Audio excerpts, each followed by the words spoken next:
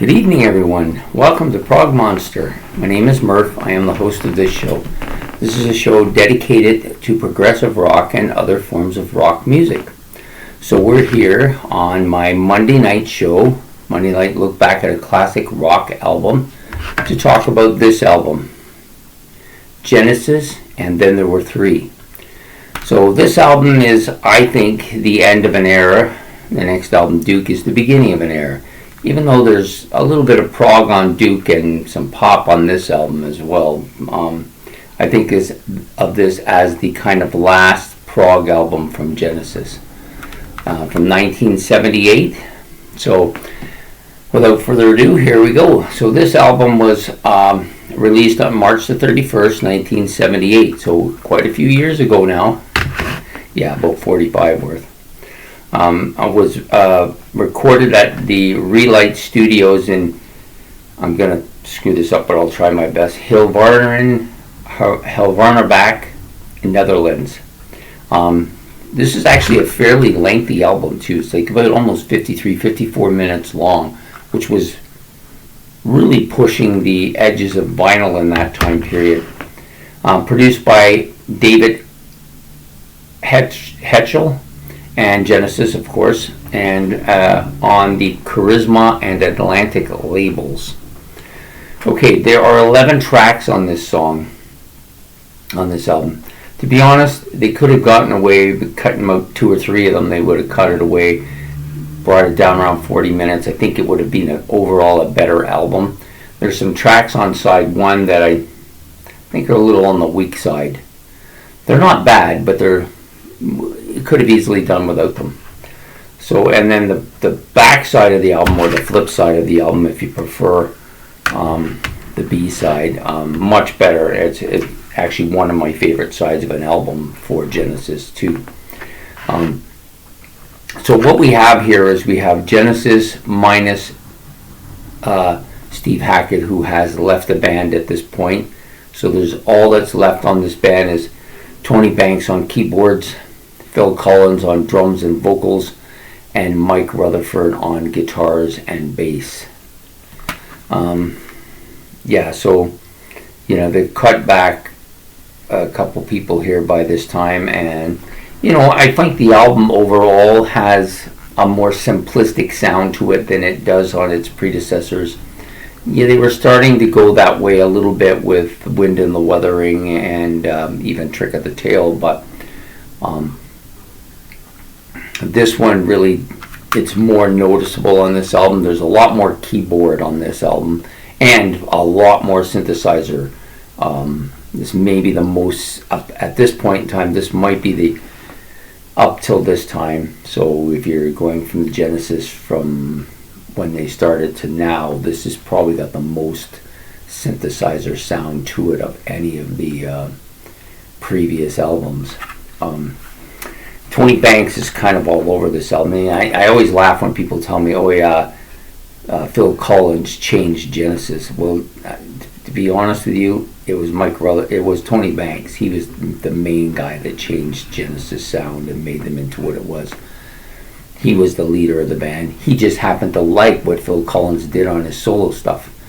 And he was already working his way towards that type of music with this album, and more so on Duke. And then once Phil Collins got off his solo career, he liked what he heard and he wanted more of that in the Genesis sound. So I don't think it was as much Phil Collins as it was Tony Banks. But anyways, that's another story. So you got basically 11 tracks on here.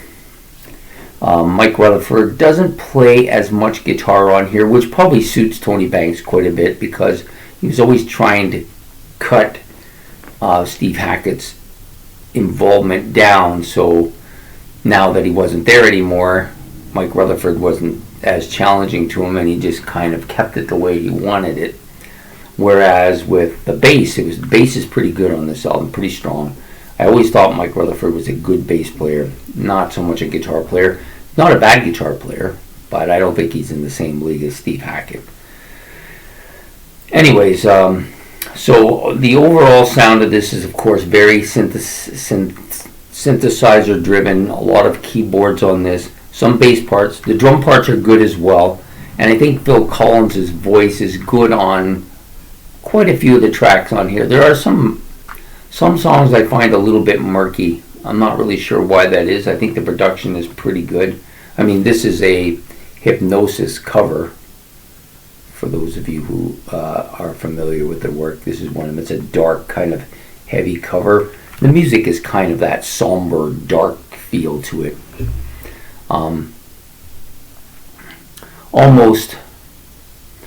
Almost melancholy, I would say. So then you've got, okay, so we'll start with the track. So you got Down and Out, which starts it off, and this sets the tone for the whole album. It's very kind of melodic, simplistic, synthesizer-driven song, I think.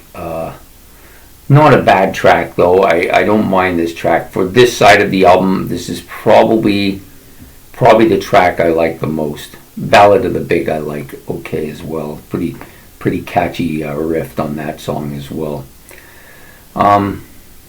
It's a somber track though, and most of the tracks on this side I think of as being more like a filler than anything else. Undertow isn't too bad either. I do kind of don't mind the atmospheric sound of this particular side of the album. Vocals are pretty good here as well. Snowbound, this is a song that to me is just pure filler. I'm not really a big fan of this song at all, nor Burning the Rope. Another kind of synthesizer-driven, simplistic, atmospheric song, that creates the whole mood of this album. But those tracks, I'm not really a big fan of any of them, so I'm not going to spend too much time on it. The other side of the album I like much better, and it starts right immediately with Deep in the Mother Lode, which is one of my two favorite tracks on this album. I love the vocals on this song a lot.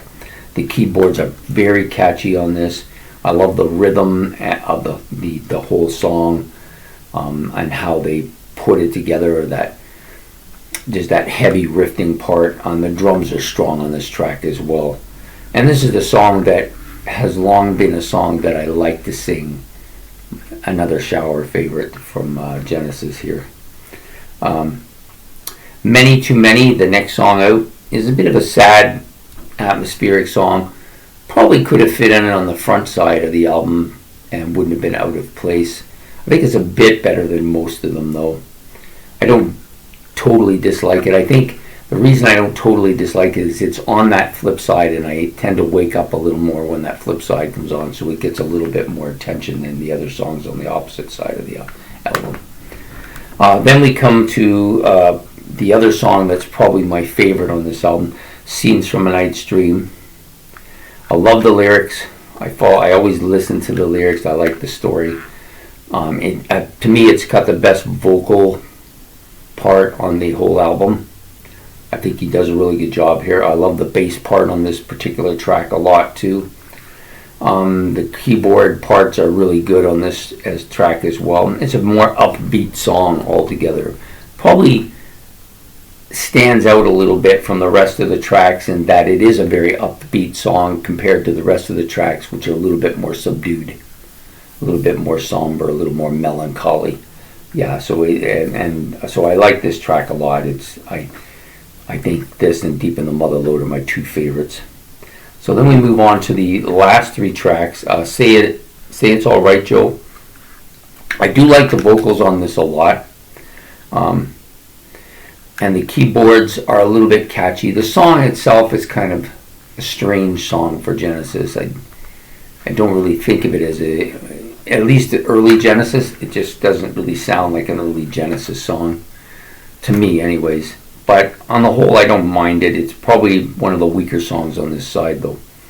It's the last two songs I like quite a bit as well. Not as much as Deep in the Mother Lode or Scenes from a Night's Dream, but I do like them fairly. They're kind of in the middle of. So you got your two songs I don't really care for, Say It's All Right, Joe, and Many Too Many. Then you got the two I really like a lot, Deep in the Mother Lode and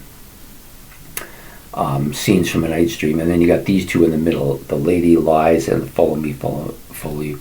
I like the storyline in Lady Lies about being lured to his death by a, to me, it's a siren.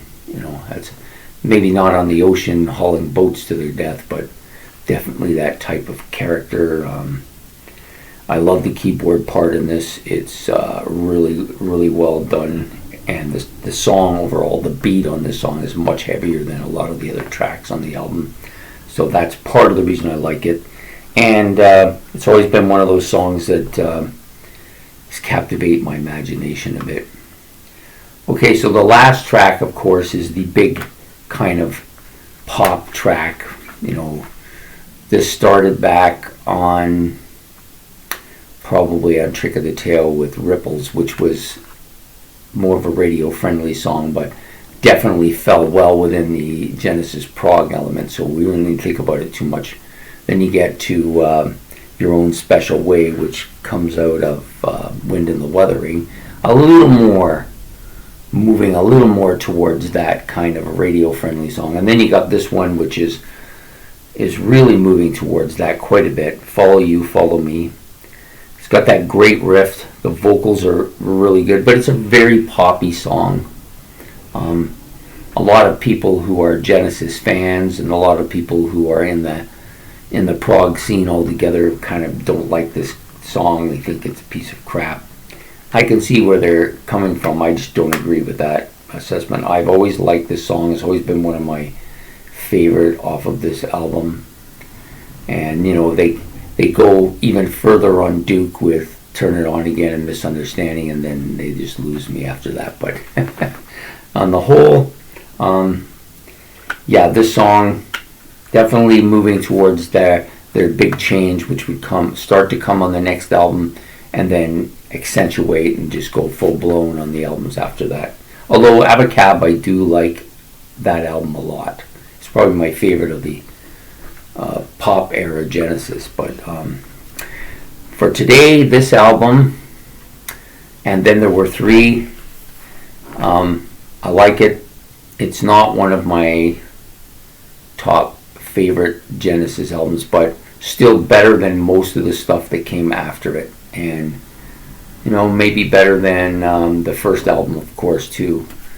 But after that, it's kind of battling just to stay in there. But it's still a good album. I think it's a solid album. It took me a while to get into it too, but once I got into it, I did enjoy it. So there you have it, Genesis, and then there were three. I hope you liked this video. If you did, please like and subscribe. It's much appreciated.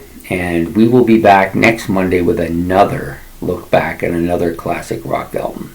So I hope you had a good evening, and I hope you have a good night.